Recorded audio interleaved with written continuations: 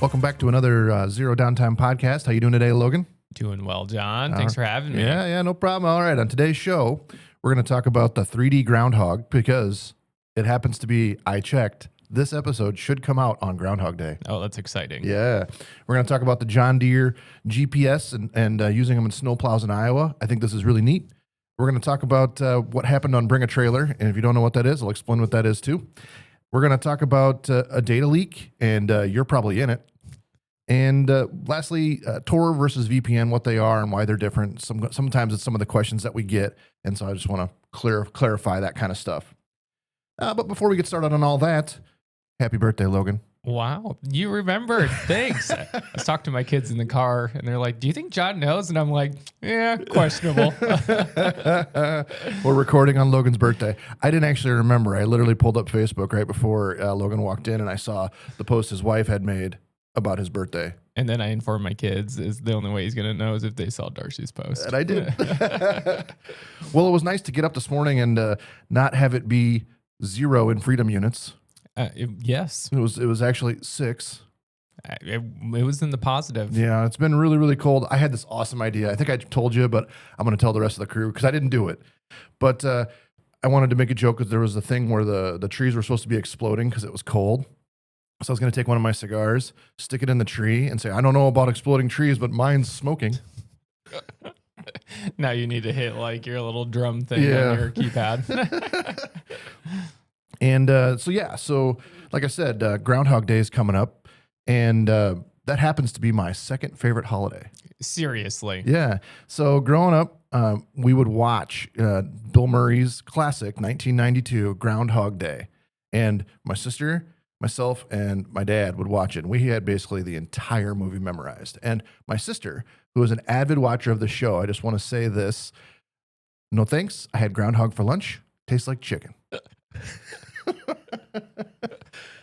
But in all reality, do you think it's going to be in early spring? Yes. I'm predicting March 20th. Okay, so all right. So I have a couple of things I want to talk about before we get into the show that kind of happened over the last 24 hours. Generally, I write this show on a Saturday, and we record on a Tuesday. And so there's a kind of a space gap when it comes to technology. Things move fast. Yep. And so there's two things I want to talk about just before we get into the show. And one of those things is WhatsApp. So I just was reading this morning, there is a multi-country lawsuit against WhatsApp and Meta. So Facebook, who's Meta, makes the messenger called WhatsApp. Now, I know Logan uses WhatsApp to at least talk to our Peruvian people. I don't know if he uses it for much else. I don't. It's really the only time I use it. Yeah, and so I use WhatsApp to communicate with my friends in Peru and the Peruvian team like you do. WhatsApp, while popular in the U.S., is not the same as iMessage and text messaging and all of that. But if you go south of the border, Mexico, Nicaragua, Costa Rica, all those countries down there, Colombia, Peru, everyone uses WhatsApp. And the reason they use it is back in the day, they used to put WhatsApp on really low power devices. Before Meta or Facebook owned WhatsApp, they put it on these low power devices. And back in the day, if you were on Digicel and somebody else was on Movistar, it would cost you to text message between the two. But WhatsApp was free because it used your data, like as however minimal data you had, right? Yep. And so that's why in those countries that it became so popular right out of the gate. So that's why everybody uses it down there. So anyways, the lawsuit. So WhatsApp is supposed to be end-to-end encrypted, right? Yes. So that's the claim to fame. Mark Zuckerberg has said it. Everyone has said that it's encrypted. Now there's portions of WhatsApp that we know aren't encrypted, and that's what we call the metadata. So the metadata would be John sending a message to Logan at this particular time. That's not encrypted. That's needed to route the message to you. And everyone knew that wasn't encrypted. Yeah, that's pretty common. Even in encrypted phone calls, there's always unencrypted metadata because it's how the call gets routed. Okay. And unfortunately, systems need to at least decrypt it to be able to route it on. Okay. So that's known. But the idea was that the content of the message would be encrypted. And it's turning out that it's possibly that's not true. So the messages that you send people, Meta is able to read. Meta is able to turn that over to the authorities without you knowing. and they're looking at 180 country class action lawsuit. Who is figured it out? So I just read a little this morning, and it's some names I can't pronounce. So Okay. I doubt they're from the United States.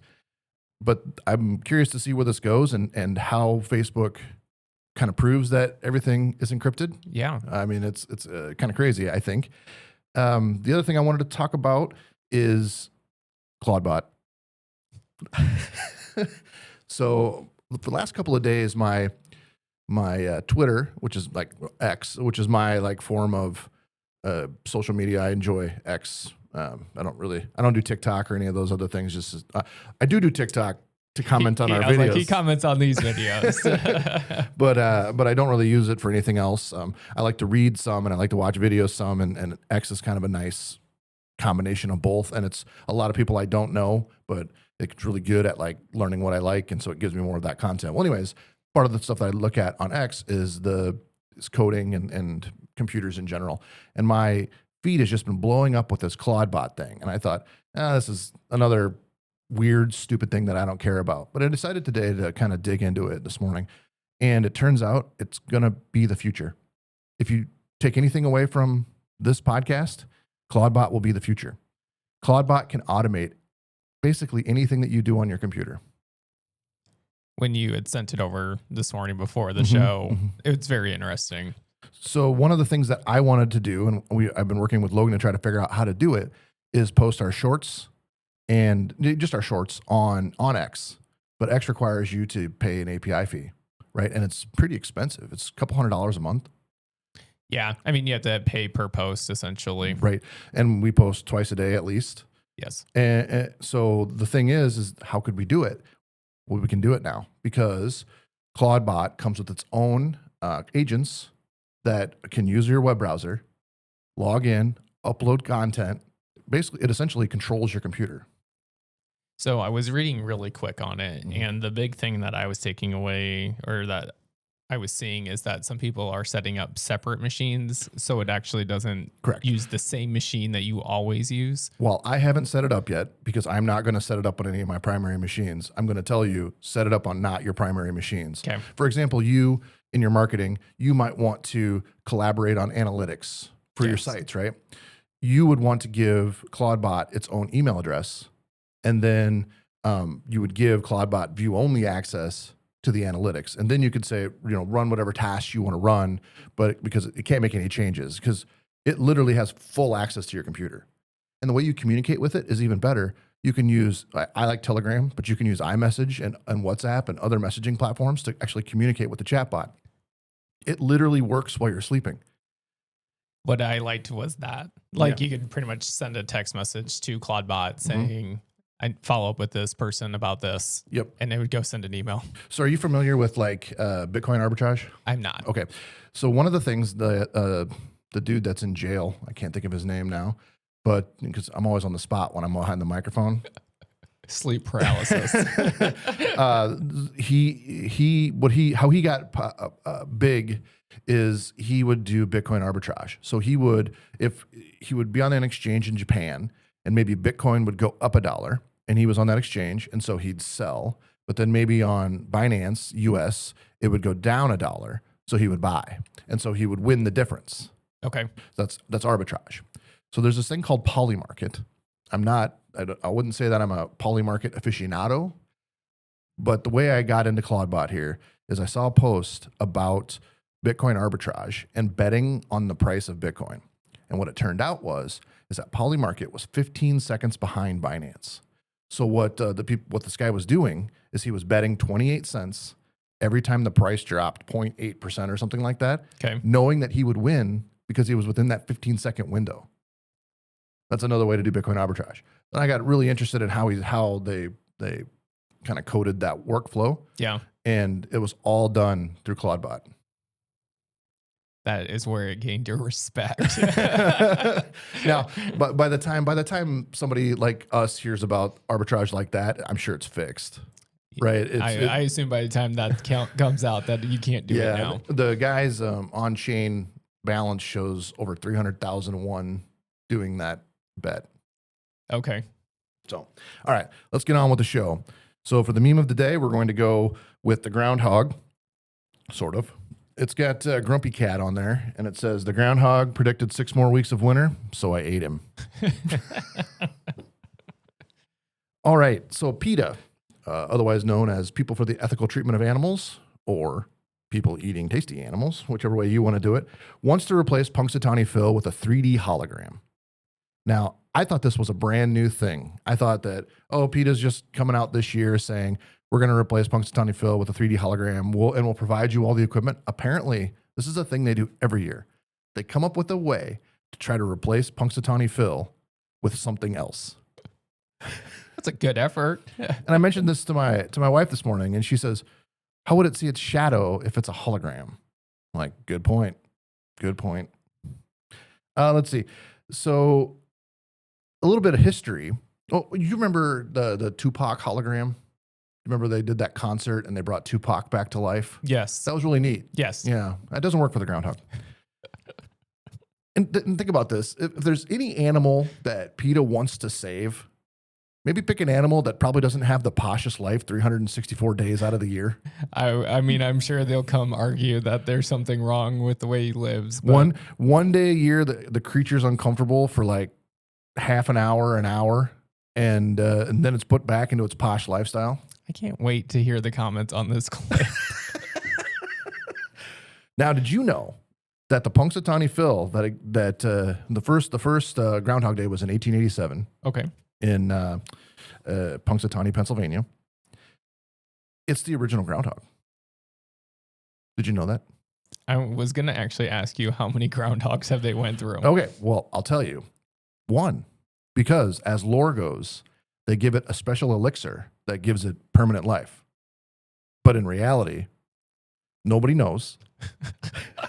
And there has been I'm like, I don't know if I can't see you believing that. So it's estimated there have been 10 to 30 groundhogs.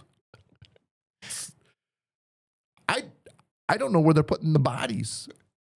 Maybe they have a special and you have to consider there's probably, if you don't believe in the lore, which I'm going to choose to believe in, but if you choose not to believe in the lore, there's probably got to be a pen somewhere with 4 groundhogs running around, right?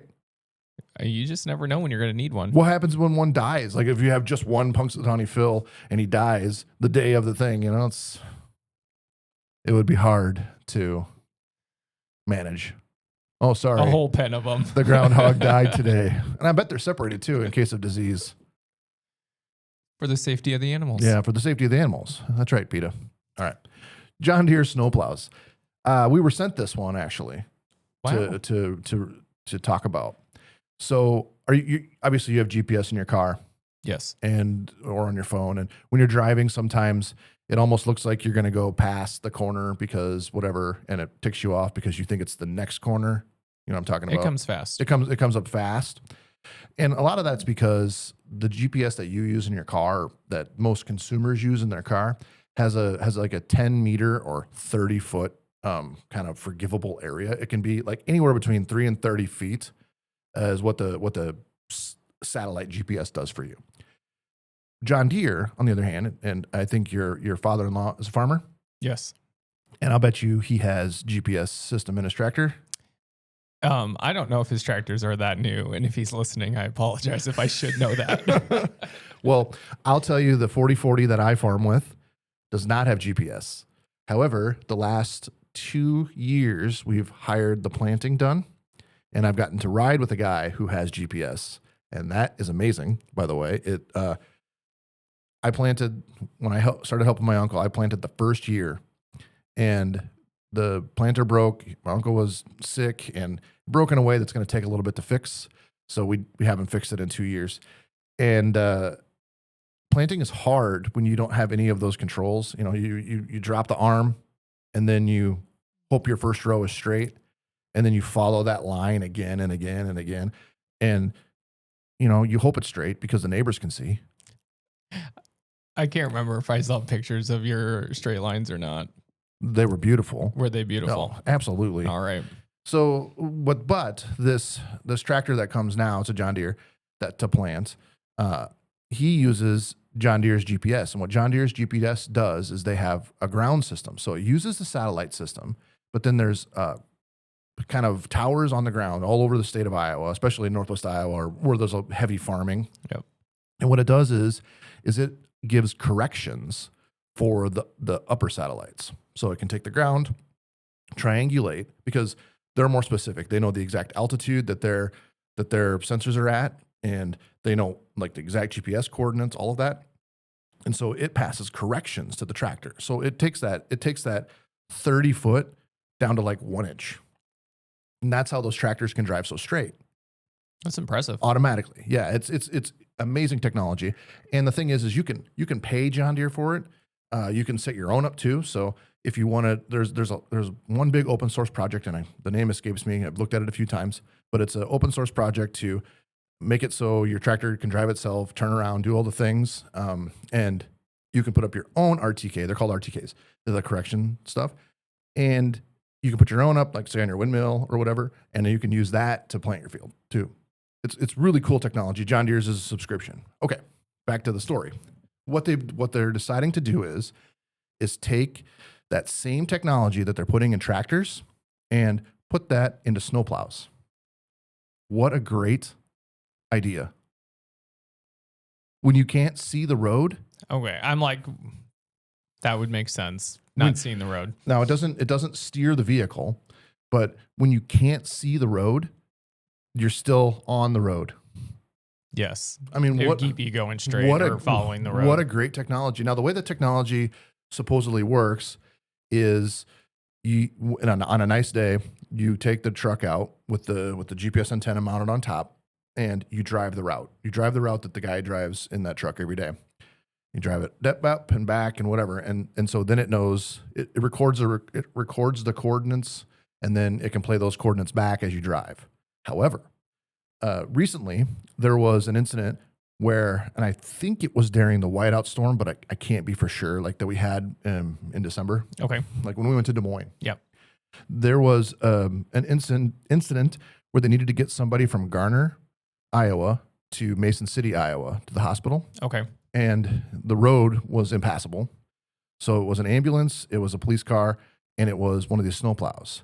Now, I told you that had to be played back, right? Mm-hmm. In this case, it didn't. So the technology even worked when the truck driver hasn't already been on the road. It actually kept that truck on the road, and they were able to get the ambulance and the police car to Mason City to the hospital. That's a cool story. It's impressive, and it's a testament to the technology.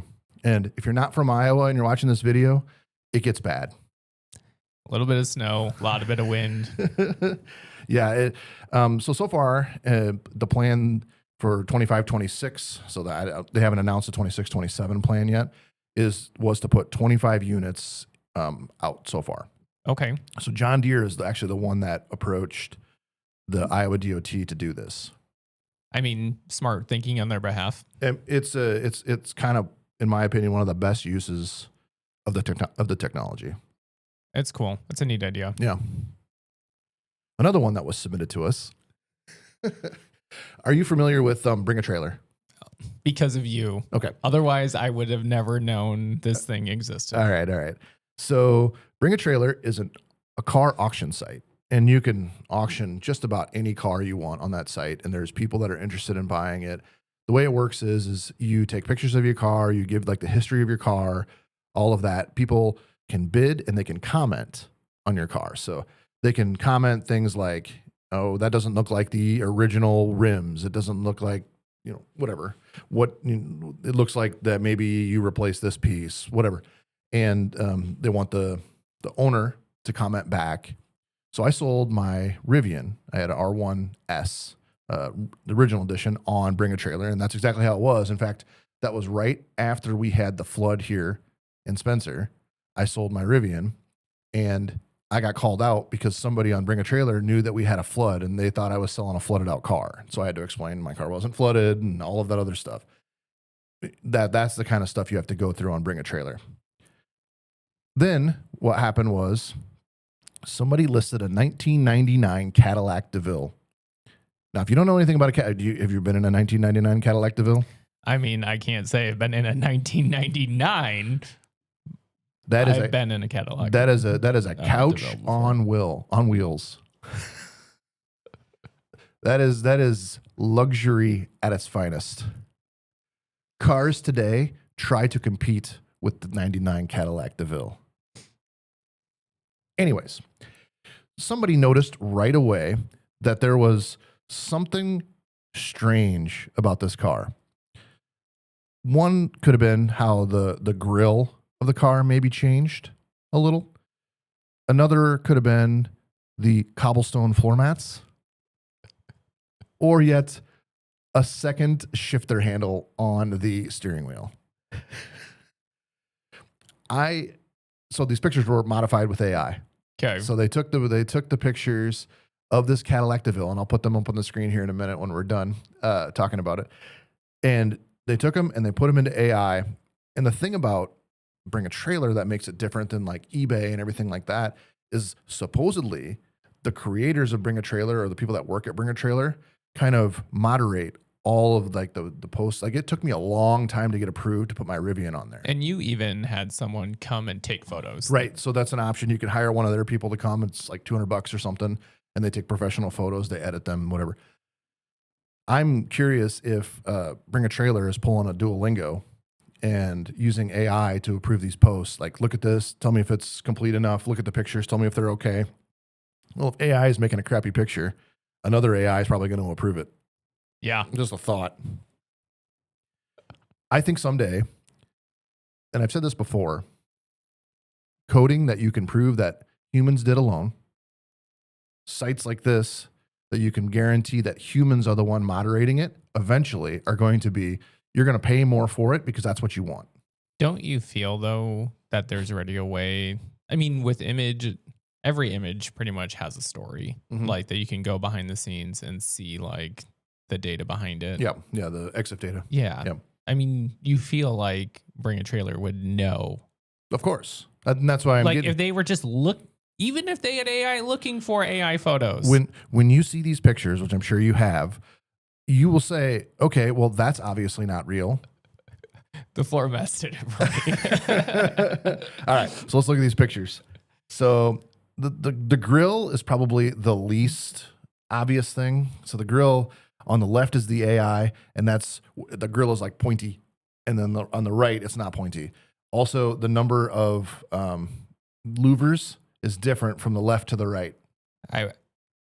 I'm a pretty observant individual, although I don't know cars. That one did not stick out to me. And you obviously don't know Cadillac DeVilles.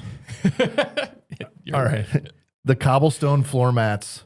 This is the best. So they've got, it looks like a street in the car, on the floor, and it is funny. But not to be surpassed by the dual shifters on the steering column. Right? I mean, modifications. But then I'm disappointed that the cobblestone floor mats went away. Well, you can see them on the outside. Of this picture? Yeah, look at the floor outside the door.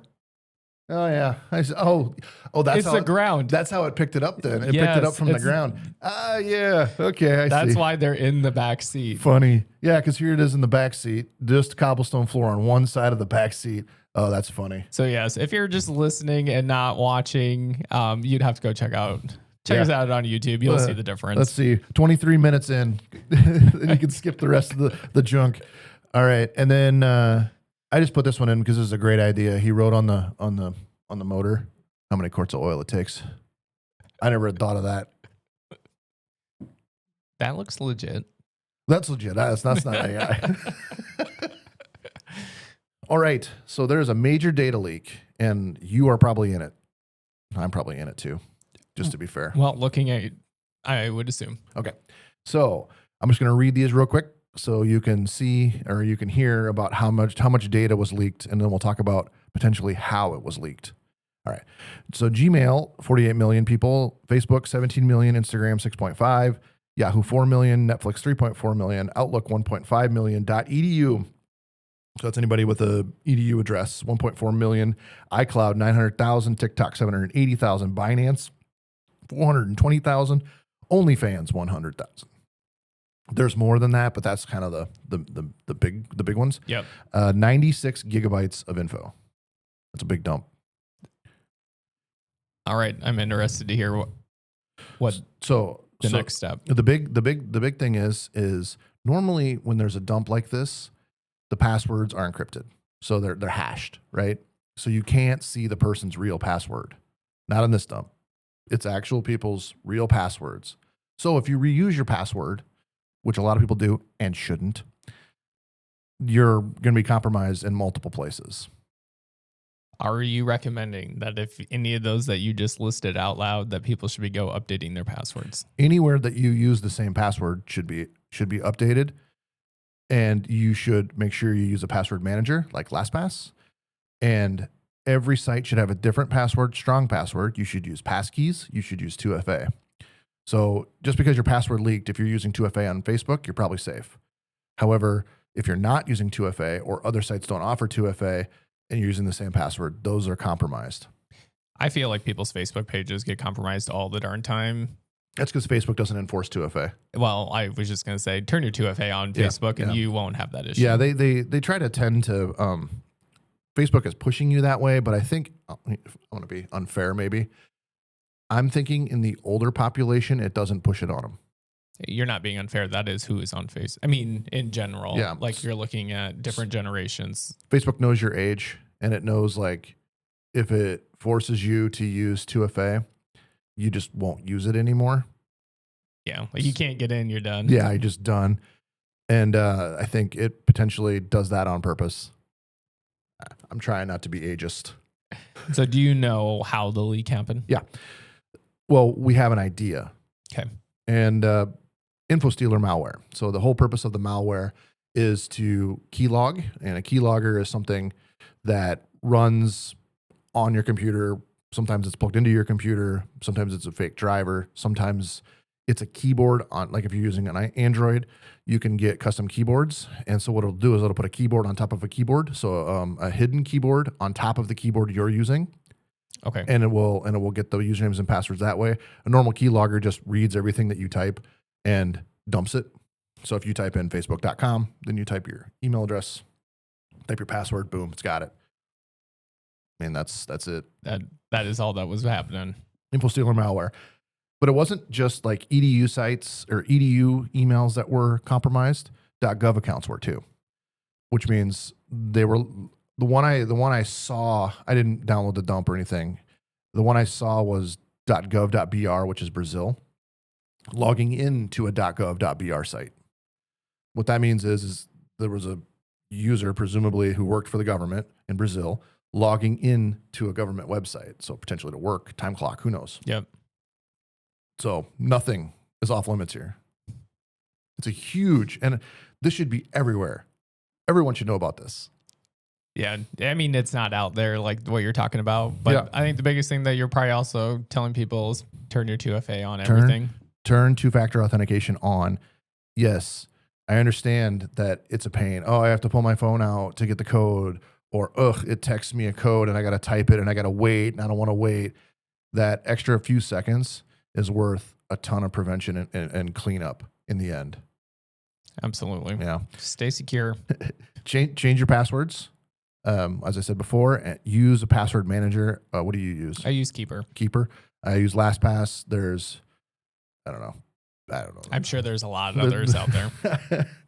The site is down, so the passwords are all removed now. Okay. Well, the dump is gone. I didn't look at torrent sites or anything like that to see. I'm assuming it's up on those sites, but the site was actually on the clear web, which we'll talk about the difference between the clear web and not the dark web in a minute. Make sure you use a reputable antivirus, and I'm not going to list any names because I don't know who's reputable anymore. That's not my area of expertise anymore. If you don't know if you've been compromised, bring it to a reputable computer shop like A&P. And watch out for phishing emails. Phishing is spelled PHISHING.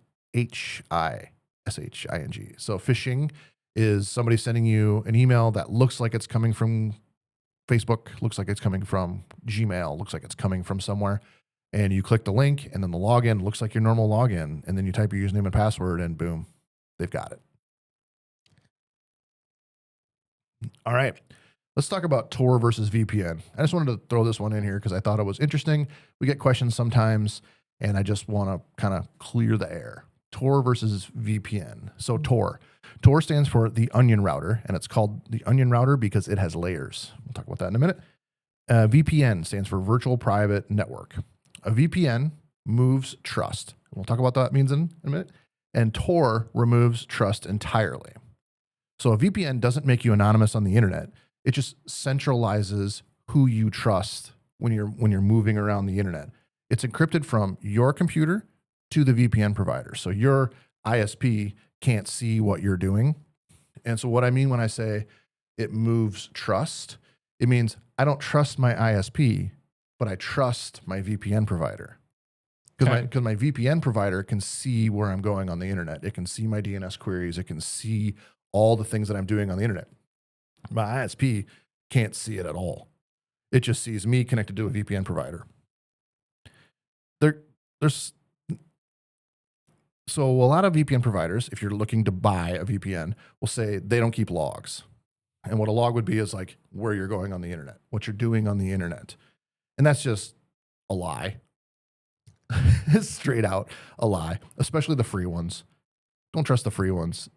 Free VPN providers, if the product is free, you're the product. So what they're doing is they're taking what you're doing and selling it. You kind of talked about that last time, just with data in general. So with the exception of a company called Molvad is basically a cash-only VPN service. So you literally take cash, put it in an envelope, mail it to them, and then you get an account.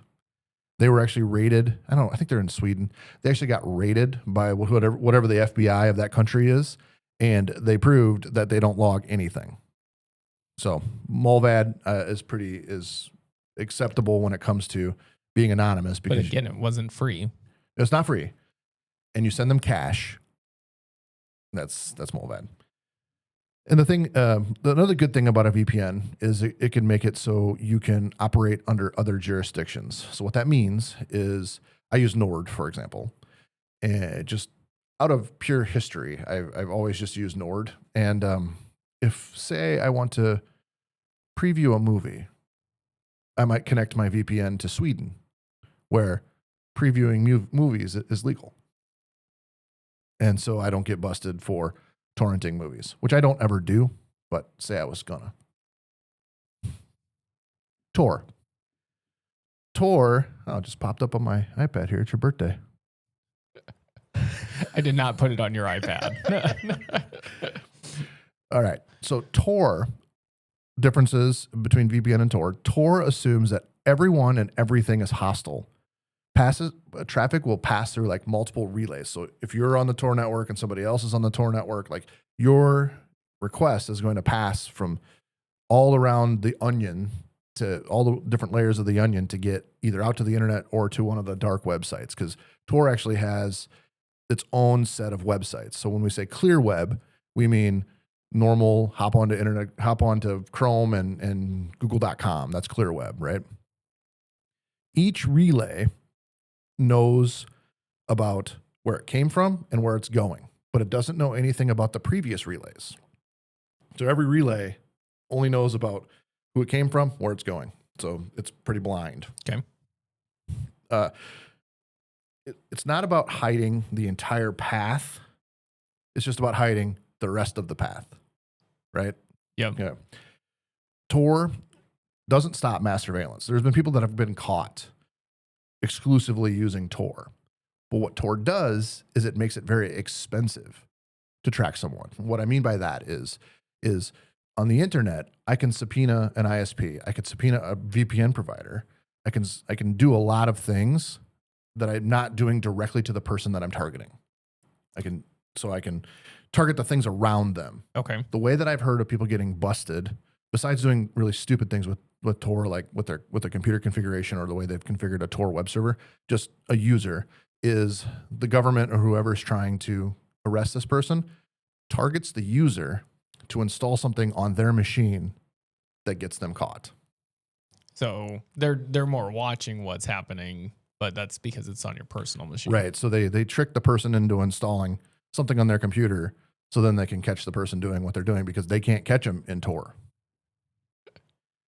So as I said, watching the whole internet is cheap and easy, right? If I'm targeting Logan, I just target his ISP.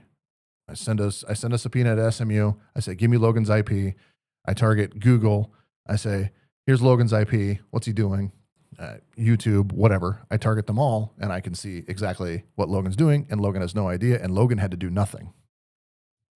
Tor, on the other hand, like I said, requires you to target the endpoint, which is much harder, especially if somebody is using Tor. They're probably a little bit more computer savvy, right? Because they've had to install the special browser, or in Linux, you can install a program that forces all your traffic through Tor.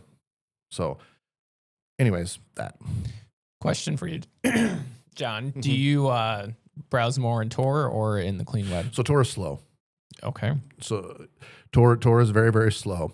I use Tor for investigative purposes. I'm curious about what people. So there's every year is published kind of like a directory of Tor sites, and every year it's on a new Onion link. An Onion link is what would be a web page that's served for the Tor network only.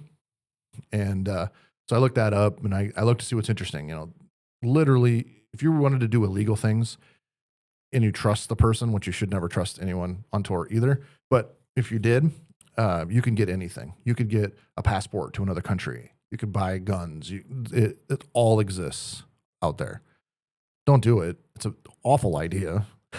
but that leads me to tell you that Tor is not just for illegal activity. Tor, journalists use it, activists use it, domestic abuse victims use it, researchers use it, whistleblowers use it.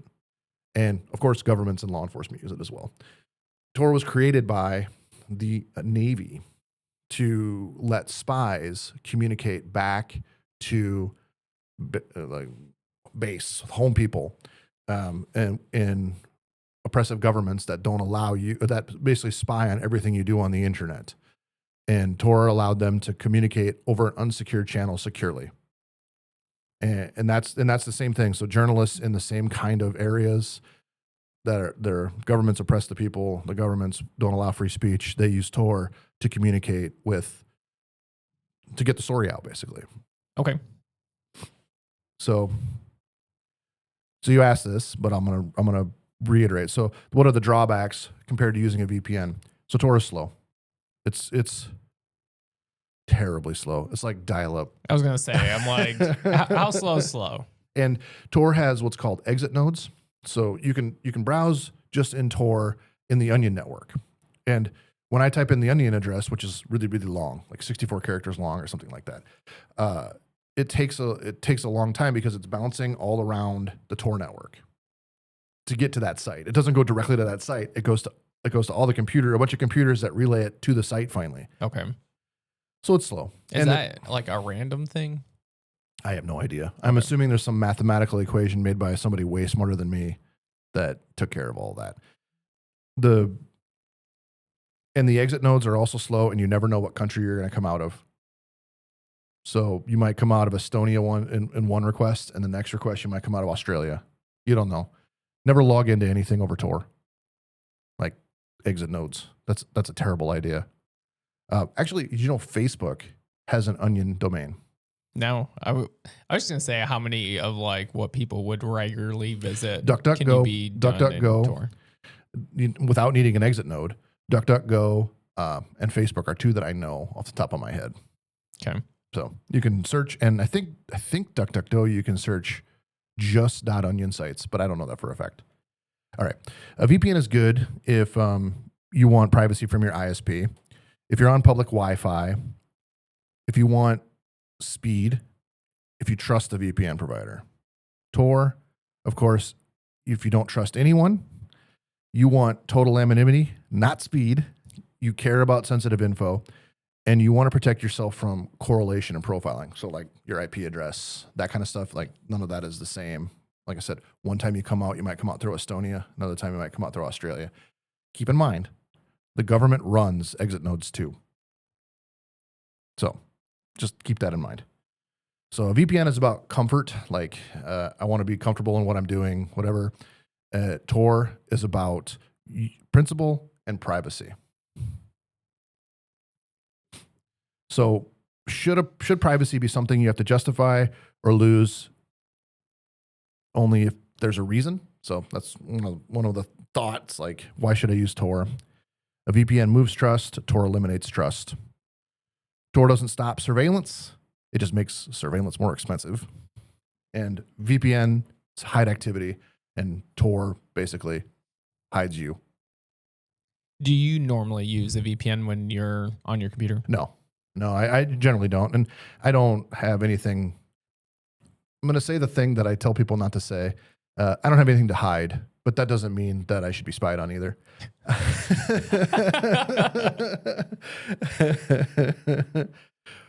But no, I don't. So when I find myself using VPN is generally when I'm out of the country and I have forgotten to turn my LastPass on to allow me to log in that country.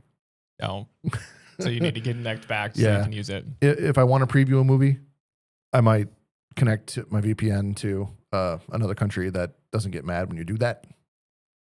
Or if I want to see the news from outside of the United States, or I want to get different prices on plane tickets, I would use a VPN. Because you tend to find better pricing on those plane tickets when you're ordering them from that country. Yeah, from a different country. So, I mean, it might not even have to be from, if I'm flying to Peru, I don't need to connect to a VPN in Peru to buy the tickets.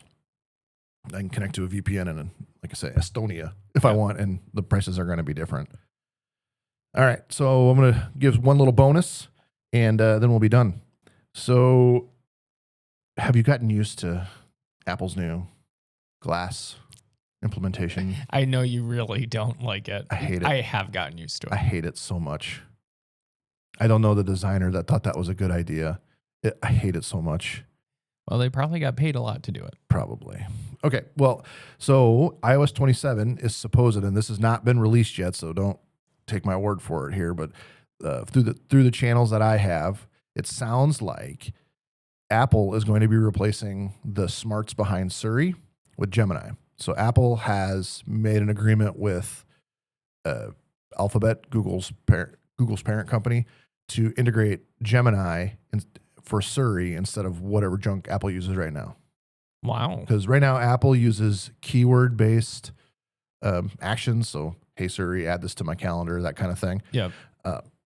But it's going to replace that with Gemini instead, and it will allow it to control more of your phone, so you can automate things on your phone, kind of like what we were talking about with Claudebot.